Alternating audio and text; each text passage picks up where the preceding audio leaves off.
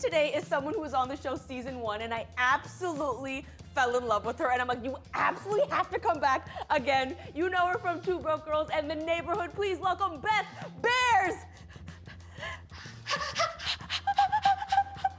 I have been looking forward to this all day. I need you to know I feel that. the same way. You're my favorite human. This is so much fun.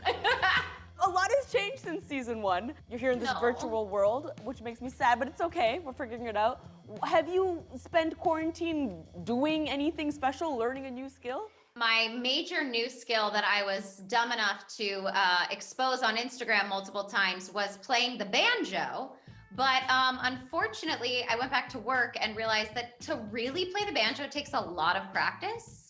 And so it looks beautiful on my wall right now, but it has not been played. My husband's very happy about that hobby not sticking. Now, my gardening hobby stuck, and that's outside and away from him, and gets my ass out of the gets my butt out of the house. We're on that 130. Say what you want. Say what you It's want. okay. Gets my ass out of the house and away from him, and doesn't have to listen to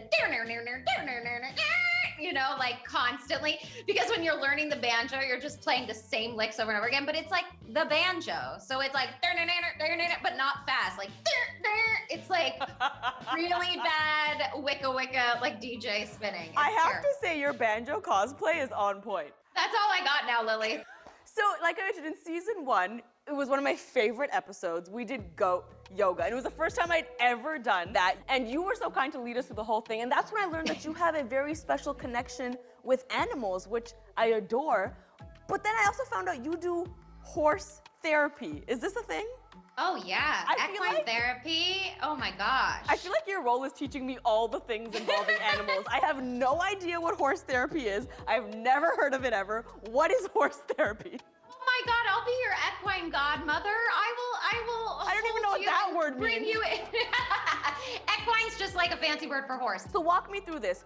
Is horse therapy now, you go in, you book, obviously you have to make an appointment with the horse, obviously. They don't make have any you room. lie on the couch. You tell them Yeah. all your problems. BoJack Horseman comes in and is like, but like, no, what actually is it that you go into the stable? I'm assuming the horse doesn't have an office. I'm assuming it's a stable. Stable makes it sound so The Crown, like the queen goes into a stable.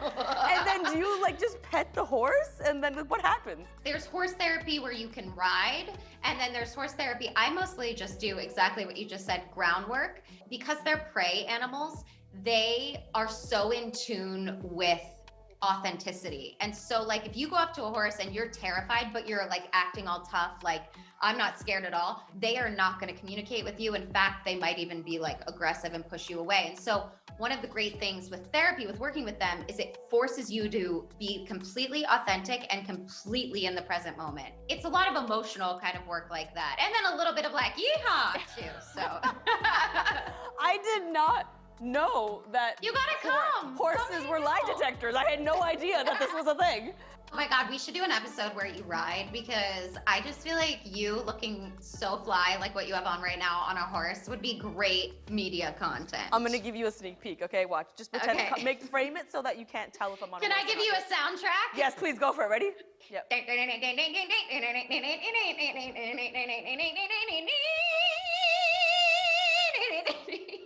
Tell me we didn't just make a feature film. Award winning. Speaking of songs, this is a perfect segue. Thank you for doing my job for me. I was stalking you prior to this interview on the gram, as I do. Thank And you. I saw that you wrote in a caption, it was a video of you singing as a younger girl, and you had said that music is your first love. Actually didn't know that. Did you do a lot of singing in your childhood? Yeah, it was my first love. I loved it so much, and I thought Broadway would be the way I'd go. And then, you know, I realized I was actually like more funny than I was Julie Andrews, and so comedy took over. But it's always been my first love, and I started this podcast to sort of explore the healing power of music and creativity and the intersection between all of that, which you're creative, you know, and wellness. I love all of that, and I couldn't agree more. I think music, film, art in general, especially Yeah. music, is so just medicinal. I wanted to ask you, since music is your first love, Is there a musician that you are like you would fangirl over? That is the musician for you. Yes. So my whole podcast, we do on Harmonix, the podcast, we have a question at the end called the Dolly question because I'm obsessed with Dolly Parton. She is the Dalai Lama to me. And so we always have this Dolly trivia question. And I've had on like Brandi Carlile, and we just recorded Carol Burnett and Jewel, all these like friends of hers. And so I am just dying and begging everybody to please put it out into the like universe that Dolly comes on season 2 in Harmonix. Dolly Parton is going to be on season 2 of your podcast, and you're going to be friends. And it's gonna be magical. Oh, I already know my this. gosh. I want her to be my godmother. I want her to come on The Neighborhood and play my grandmother. That's like my other ultimate goal. That would be epic. So you've been a star for over a decade now. You know, Two Broke Girls, which I love, The Neighborhood, which I love. But are any of these roles kind of something taken from your real life? Were you ever a broke girl? I was a broke girl when I got Two Broke Girls. I mean, I was sharing a 1-bedroom. I was working 7 days a week and could barely pay for gas in my car. Like the final audition actually for Two Broke Girls, Michael Patrick King called me before it and he was like, because every audition for Caroline Channing, I had worn cowboy boots, which if you know the character, she wears 7-inch Louboutins every single episode of the show. It's not like she's ever a hick from Virginia like I am. And so he was like, for your screen test, like, do you own like kind of like an Upper East Side outfit and like one pair of high heels? And I was like, oh yes, absolutely. So I went to Nordstrom and I bought a beautiful outfit and heels. And when I got to the screen test, he hugged me and he whispered in my ear, do you have tags still on your clothes? And I was like, yes, I have to return them in case I don't get this job. And I can't afford that on my credit card. But yeah, I was a real broke girl into like having to play like a rich girl on TV. I love this story so much. I want to talk about The Neighborhood, but before we do, let's check out a clip. Can't believe this. How could Isaiah ambush me with the debate? Oh, it makes me so mad. When stuff like this happens, it makes me want to fight for Dave. Don't worry, you are. You're doing everything you can to help him win. No, I mean literally fight. I want to punch Isaiah in the face till I can't feel my hand anymore. I told you, Tina, that girl got some hood in her. Beth, I gotta ask you, what is it like working with such a funny cast? Are you just breaking all the time? Constantly. The best thing during a global pandemic is to go to work every day and laugh. You get to make people laugh, you get to make your cast, your crew, everybody laugh, and it's just the best group of people of all time. I love all of that, and I couldn't agree more. Wait, I don't think he'll mind me saying, so Shion McKinney and I were stuck behind a set today, so close, but in rehearsal, you wear a mask. We don't, until we film, we do.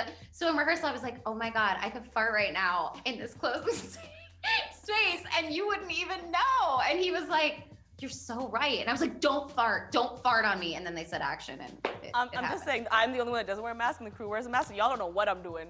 Because you're wearing a mask. I'm just saying, y'all don't know what I'm doing, okay? So freeing. It's So like free the farts now, like free the nipple. The masks allow the farts to be free. I hope you're enjoying season 2 of A Little Late with Lilly Singh. If you're not sick of this face yet, go ahead and click subscribe right over there. Check out more clips just like this one right over there. More importantly, have a great day. Bye!